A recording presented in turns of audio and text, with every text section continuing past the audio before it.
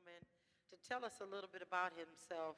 But he has a lot of accolades and he has done a lot of work in this space.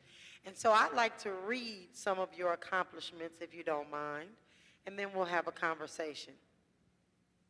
So let's get this going. So he is currently the Senior Vice President, Executive Editor at Large for Black Enterprise, and he is responsible for providing brand, marketing, and content leadership as a member of the multimedia company's senior management team. So he's done a lot of different things in the digital space. I was just reading here, he was formerly the Senior Vice President, Editor-in-Chief of the magazine as well, helping to lead the transition from a single magazine to the very first, or digital first media company, and he did that from 1995 till 2008. And he has done some incredible things. He is a bodybuilder.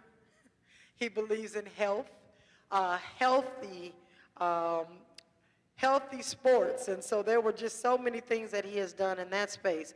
He also works in a co-working space, which we're all getting familiar with as techies, digital nomads. It's called Third Space. It's in Newark, New Jersey, and he teaches monthly destination success master classes.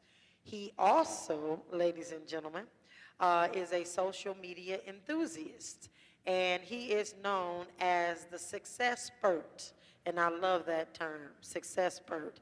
And so you have done a lot of things in the media industry, and when they asked me to do the interview, I was just honored because I grew up getting my grandmother never missed a month of Jet Magazine or Black Enterprise. So I had to really go back and see. Black Enterprise is actually 52 years old because I was born in 1970 and it came out in 1970. So you've been there a while. You've done some absolutely incredible things in that particular space.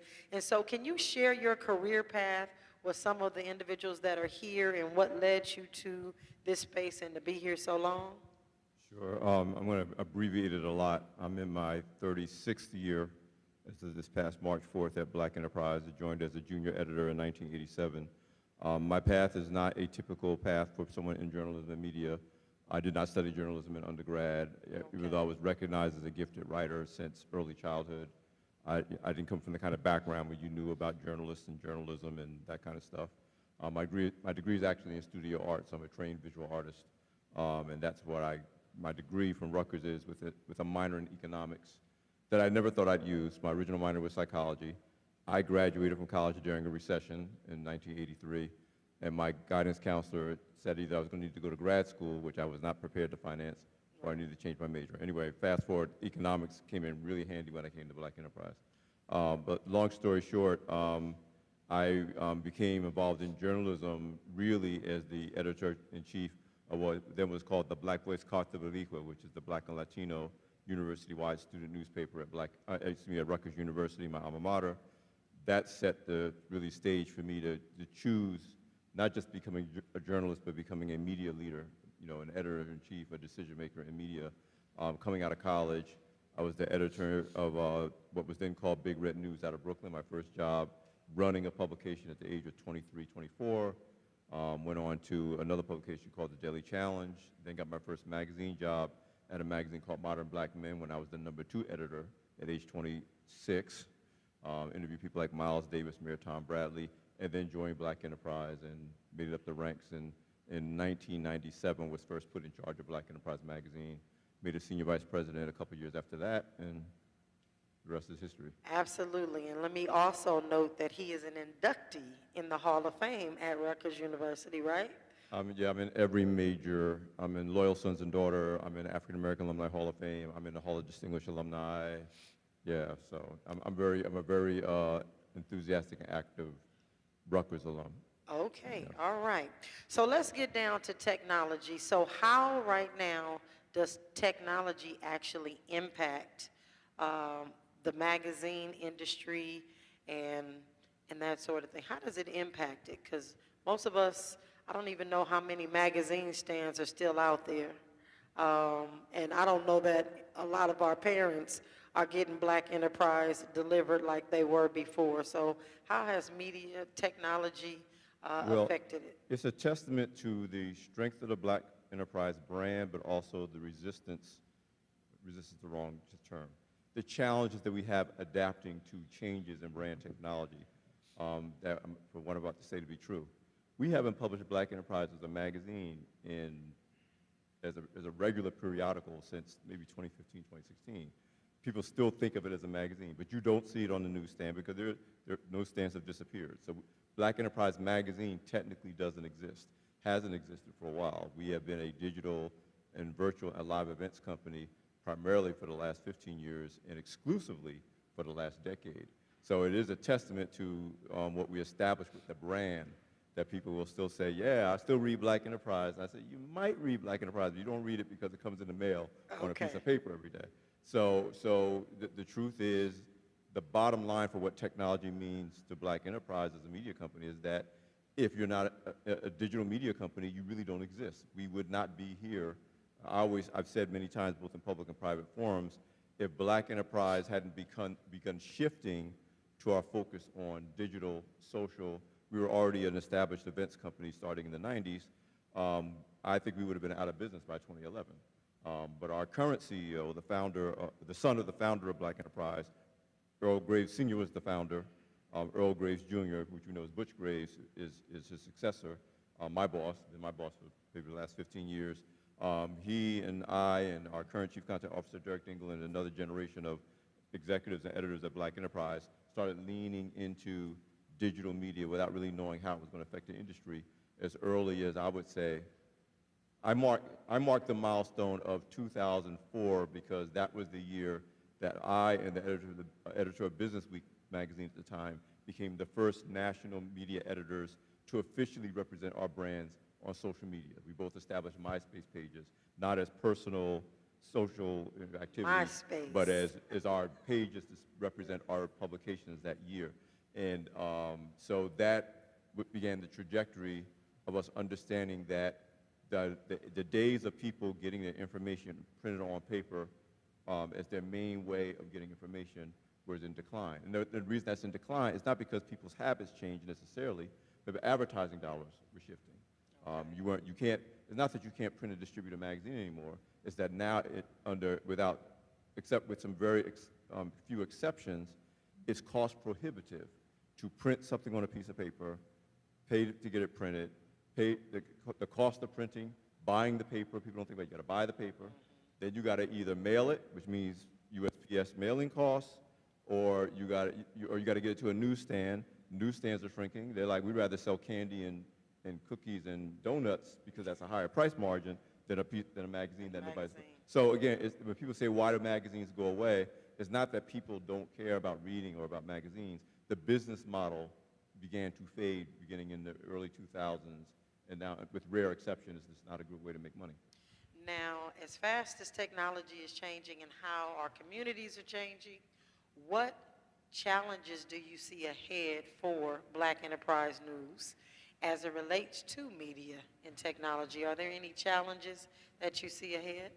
Well, I would say from 2008, when I became the first editor-in-chief of BlackEnterprise.com, when I literally stepped away from being editor-in-chief of the magazine because I felt strongly that we needed leadership on the digital side without me knowing what was going to happen in the long run. But I felt strongly that was important. The challenges took place between 2008 and the pandemic. So we're on the other side of that now. Now Black Enterprise is the #1 digital media brand in the country. Every once in a while, BET nips at our heels, but we got between 10 to 12 million unique visitors a month, which makes us either #1 and every couple of months, maybe twice a year, #2 to BET. Like when they have the BET Awards, they get a big giant spike, and then they come back to the earth after, but we do it our same blocking and tackling every month. So prior to 2019, the challenge was to get enough unique visitors a month for advertising agencies to even send you an RFP to even think about recommending us as a media buyer to their clients.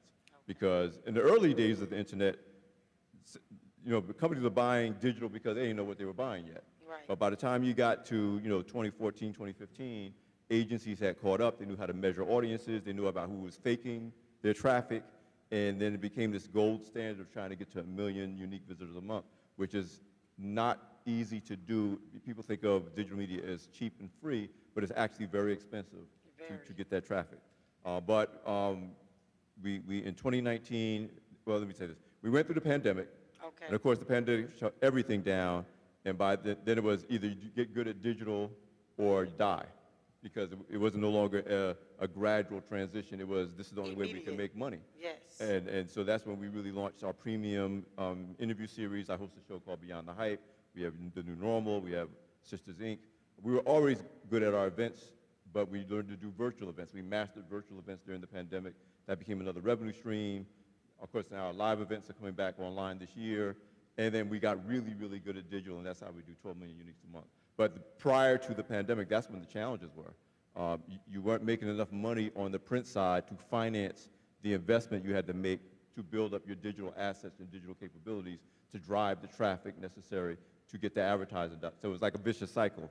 You can't make enough money on print, but print was what you were learning, you're still living on. Yes. But that money's declining, and digital is demanding more and more and more in terms of what it takes to feed that beast, to get enough traffic, to get digital advertising. And in a way, the pandemic was good for us because it kind of forced us to streamline, get good at digital, because that was the only way we were going to pay salaries, pay our bills, stay in business. We barely survived it, but we came out on the other side a better company. Absolutely. And so we have students in the audience, and some are journalists, some are writers, just all sorts of different things. What type of advice would you have for them coming into a fabulous organization such as Black Enterprise? How would they get a foot in the door? What do they need to do to start preparing? The first thing I say to everybody in any area of content, I don't care if it's journalism, digital, radio, TV, blogging, social media influence, whatever content play, creative content play, if you're not a good writer, if you don't really believe in committing to writing, writers get paid. At Hollywood, writers get paid. I just had Los Alonso interviewed on my show Beyond the Hype, and he's talking about he's stressing. In fact, Los is a Howard alum, so he's working with the president on the program here. But I meet so many people that think because they have a camera, they have a phone in their camera, they can take pictures, they can write captions, that they don't have to write. You have to be a good writer, even if we're not talking about words on paper anymore. You got to be able to communicate ideas, both to fellow content creators as well as to the broader audience. The second thing I would say, and this comes up a lot at BE because people come to us with the traditional thought that I need to be a good editor and a writer, and you do, which I just emphasized, but you really need to be able to communicate on all platforms. We just did a big push at the NABJ convention, National Association of Black Journalists Convention in Vegas, where I was there primarily to recruit.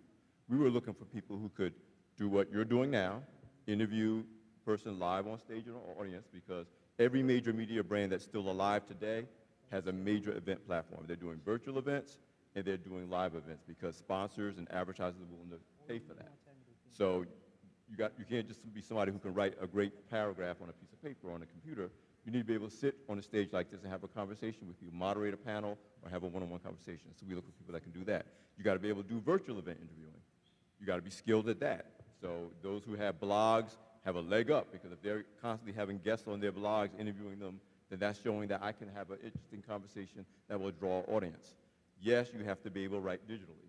Yes, you have to be able to moderate virtual events, live events, host shows, video-driven shows that are maybe live streamed.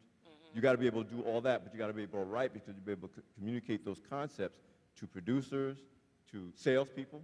Our editorial people put together decks and packages, because our sales team is going to go out to Chase, Equitable, and say, oh, we have this great series of interviews, these interview series, premium content, and we want you to spend $25,000 an episode to feature your brand on that series. For example, Beyond the Hype is currently being sponsored by Citi, Nationwide, Now and Later, if you can believe it. Really? Yep. Now and Later, Now like and the Later, candy? that's just bought a couple of episodes, and Hyatt Hotels bought a couple of episodes. I should get that. So there's a sponsorship. direct correlation between the content you create, no matter what platform you create it on, and advertisers and sponsors that have always supported the media. The media business has always been about finding, advertisers finding audiences to get their message in front of. That has never changed, and that never will change. It's just that the way we do it has changed. Okay, and as I look out in the audience, I also see several people that have shows that they do regularly. They do podcasts, they do some media content. What can, and I'm going to say we, because I do some as well, what can we do, those of us that have pretty good, podcasts and things out there, to maybe partner with, like Black Enterprise or something, to get our work out there, to get just knowledge about what we're doing in the communities? Well, first, I'm going to be very direct. I'll call it direct. Absolutely. That's why we're here. I get itchy and antsy when people say the word partner. Well, not partner. No, I mean partner. Don't dance away from the word, because this is important to answer your question. When you say you want to partner with someone, you got to be very clear about what you're communicating that they are going to get out of it. You have to know what they want, and then your pitch has to be not how the partnership would help you to achieve your goals. You already know that. You have to be really crystal clear on, let's say it's Black Enterprise. You have to say, what is important to Black Enterprise? What do I have to bring to Black Enterprise to make Black Enterprise say, yes, we want to partner with you? I can already tell you, there's only two things you can say to me. Okay.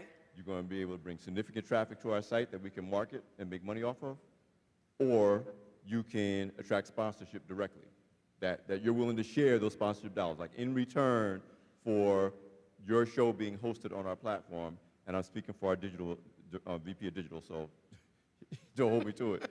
But he's got to say, yeah, if I add this show to our platform, we're going to make this much incremental more dollars in digital revenue because that brand and that person's on our platform.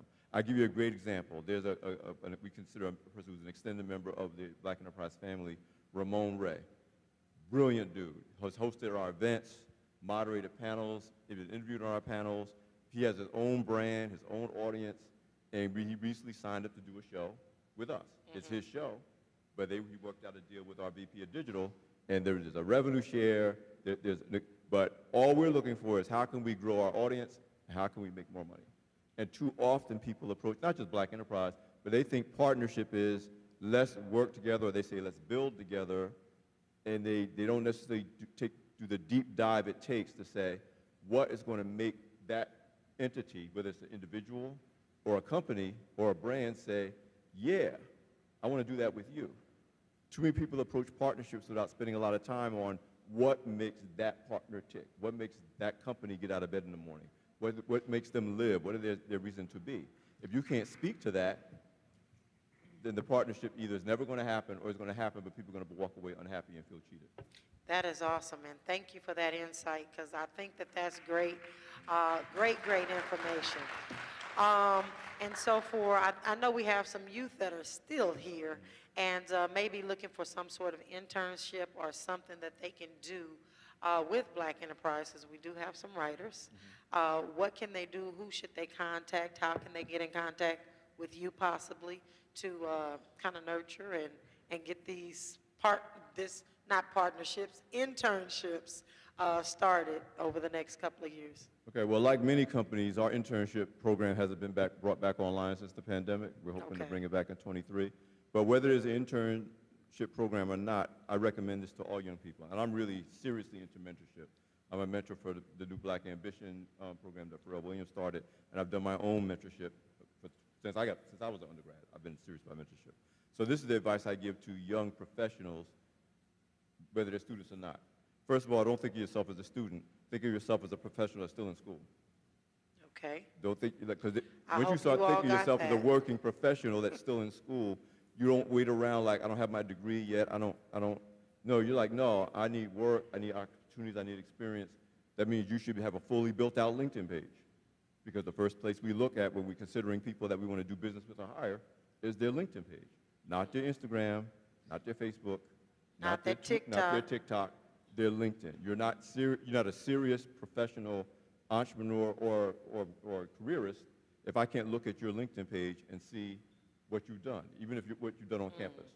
The second thing is those brands and people and media outlets that are related to the industries that you're passionate about, you should be following them on all the social media platforms.